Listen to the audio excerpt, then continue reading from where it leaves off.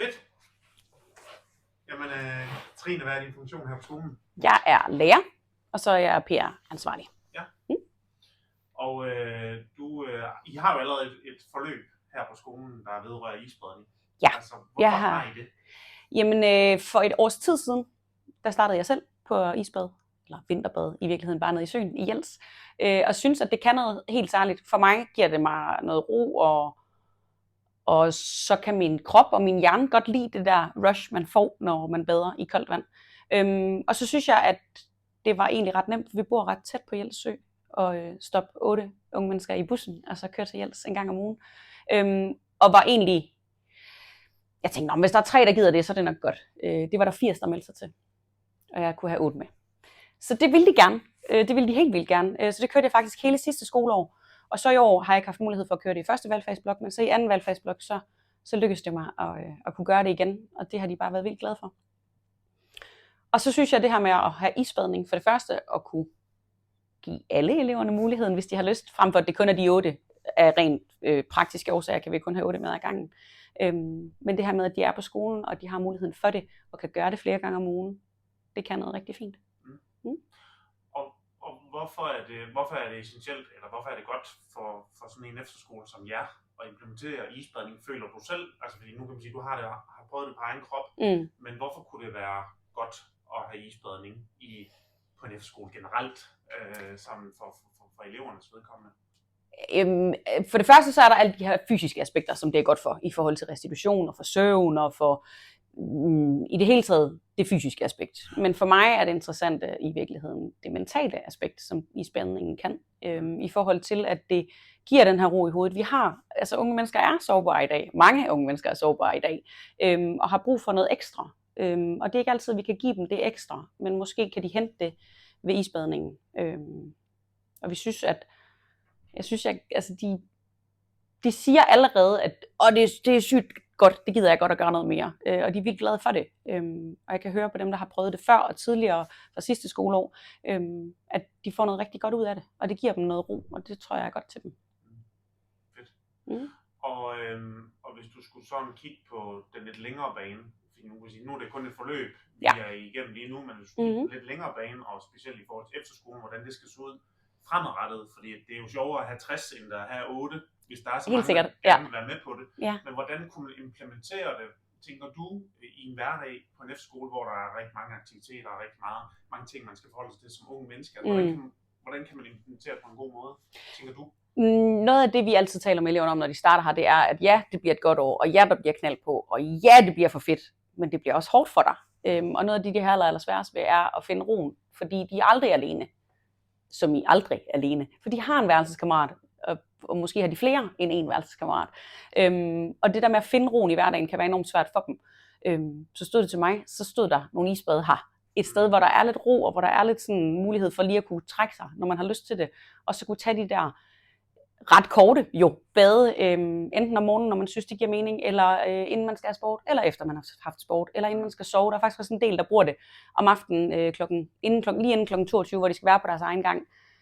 Fordi så synes de, at de kan sådan mærke, at det er faktisk meget nice, og sådan lige på den måde gøre det. Og nu til at starte med den der, når du havde haft din egen oplevelse med isbadning og vinterbadning generelt. Ja. Hvad giver det dig sådan den følelse, når du sidder i isbadet, altså, og måske også efterfølgende? Kan du sætte lidt ord på det?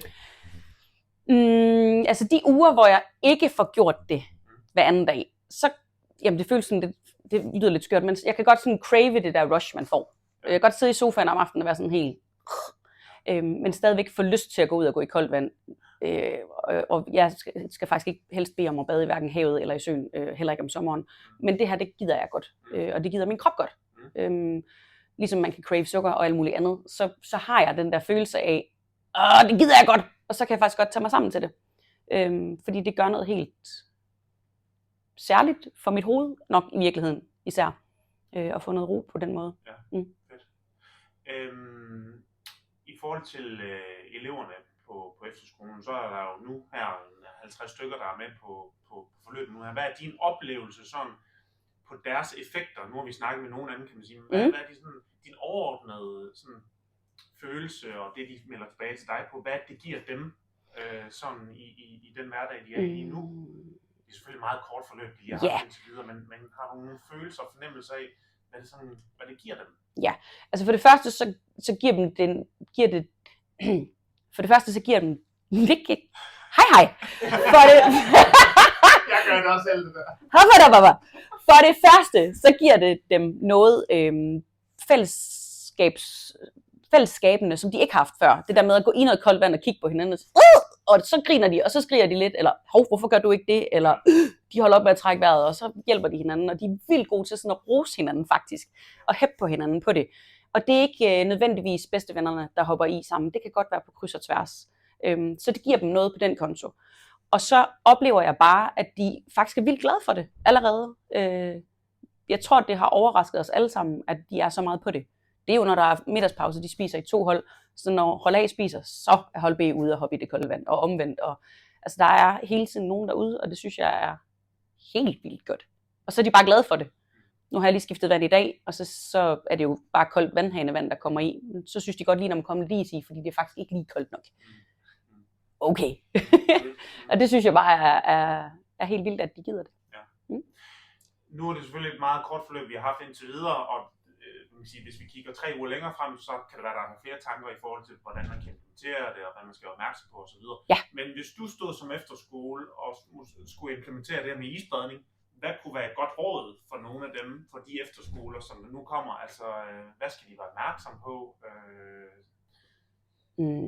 Skal de bare kaste sig ud i det? Eller? Ja, for det første så ja, det skal man bare. Jeg synes, det er enormt simpelt. Det er lynhurtigt at sætte de der bade op. Det er også ret hurtigt at tømme det. Ja. For vores vedkommende er det hurtigt at fylde det. Det er selvfølgelig lidt bøvl. Altså forstået på den måde, at teenager jo er teenager, og når de skal bade, så skal de også koncentrere sig om 1000 andre ting. Så vandet bliver hurtigt beskidt, og så skal det skiftes. Men det er ret nemt at gøre. Så ja, der er noget praktik omkring det. Men derudover, så passer de det selv, og de klarer det selv, og de finder selv et hul, hvor de synes, de kan bade. Da vi præsenterede projektet for dem, så ville de godt bede om, at de kunne få lov i lektietimen, eller hvis de lige kunne få fri for noget undervisning. Det er ikke det, konceptet er. Konceptet er jo, at de skal finde et hul, hvor det passer ind i deres hverdag. Og det accepterede de også bare. Og så finder de det hul, fordi det er et spørgsmål om få minutter. De jo skal i noget badetøj, i noget vand, op igen og så videre for dem. Og den her fleksibilitet, det er måske også den, der gør, at de synes, det er fedt, at det ikke er en skal-ting på et 100%. bestemt tidspunkt, ja. Men det er en ting, som de kan implementere, som de har lyst til i løbet af ugen. Ja. Det er det måske, der gør, at de også føler sig committed til det. Jamen det tror jeg, og så altså, der er jo ikke nogen, der trækker noget ned overhovedet på dem i forhold til, hvor længe de skal bade. Vi har bestemt, hvor længe de ikke må bade. Vi har sat en limit på, fordi ellers så går der jo manddomsprøve i det, og så skal de se, hvor længe de kan sidde der. Og det er jo ikke det, der er meningen, fordi man får ikke mere ud af det, bare fordi man sidder der i meget lang tid.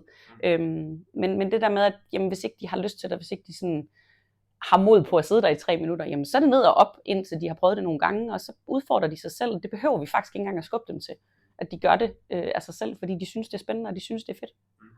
Og udfordrer sig selv på den måde. De tager deres telefoner med ned og sætter tiden, og 5 sekunder mere, og det synes jeg er så hyggeligt og godt at se for dem.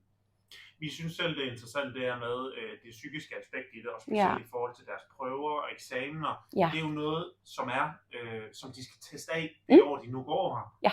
Det er 9. og 10. klasser, jeg gør. Ja. Så det er jo noget, de skal prøve af i løbet af sådan en periode her, og hvor man skal prøve at implementere nogle gode rutiner i forhold til ikke at få den her nervøsitet, eller den her, at det kun skal være performance. Altså, hvordan kan du se det fungere med isbadning, og det her med, at de prøver af eksamener og så videre. Kan du se nogen idé i det? Ja, i næste uge har vi terminsprøver, tirsdag, onsdag og torsdag, og der har jeg opfordret dem til, fordi vi bestemmer ikke omkring det, men vi har opfordret dem til, særligt de piger og drenge, som har svært ved at for det første sidde stille, men at koncentrere sig også, men også som har lidt eksamensangst, og som lukker lidt i, når der er prøvesituationer, og gå i om morgenen. Og det synes de jo i udgangspunktet er sådan lidt vildt, for så skal de tidligere op, men det er så få minutter. Og de er så nysgerrige på, om det gør noget for dem, at de har tænkt sig at gøre det. Og det synes jeg er helt vildt godt. Ja. Jeg er spændt på, om det gør noget for dem. Altså jeg er spændt på at høre, om de synes, det gør noget for dem. Og så håber jeg 100%, at vi til sommer kan gøre noget lignende i forhold til at have nogle isbade stående med ekstra is i deres eksamensperiode, fordi det kan give dem noget ro. Nu sagde du jo selv det der med, at du havde et forløb med dem, hvor du kørte til Vardiels. Ja. Hvorfor har du så valgt nu at lave lave et forløb med Nordkilde og de isbade, i stedet for bare, at det er et forløb til Hjælsø? Hvad er fordelene ved at have isbadene her, frem for at det er Hjælsø? For det første kan vi have dem alle sammen i, hvis de har lyst. Fordi at det ikke er begrænset til en valgfagsblok. Og så oplevede jeg, at jeg havde mit isbaderhold hjemme i mit eget isbad før jul, fordi de ville godt prøve det. Og isbadet var koldere end søen var på det tidspunkt, og det kunne vi godt gøre. Og på det tidspunkt, der var der halvdelen af holdet cirka kunne være i det kolde vand nede i søen i 3 minutter. Det er jo ret meget. Men resten af dem var bare nede og dyppe og op igen lynhurtigt. Men de sad alle sammen uden undtagelse i 3 minutter hjemme i isbadet, selvom det var koldere vand. Fordi det kan noget andet, det der med, at det er et afgrænset område. Det er ikke så utrygt, tror jeg. Jeg tror, det handler om det. De hviler armene på noget, de kan mærke bunden. Der er ikke bare det sorte hul nedad, hvor de ikke ved, hvad der er nedenunder. Og så er der ikke vind på samme måde, som når man står ude på broen, og man står og tripper og venter på, at man skal i vandet. Så det kan på den måde noget andet. Og så er det meget mere nemt. Altså det er meget nemmere at drible ud i isbadet og op i et varmt bad, end det er at hoppe i en bus og køre til Hjels og fryse hele vejen hjem, før man kan få varmen igen. Så det er go eller no-go i forhold til Skibelund fremadrettet med det her med isbadning? Altså hvis jeg skal bestemme, så er det 100% go. Det skal jeg jo ikke kun, men... Jamen har I mere? Drenge, sådan... Nej, jeg synes, vi er kommet godt omkring det. Det er så godt. Det er rigtig fedt. Du. Det var det. Nemt. Så er der koldt vand.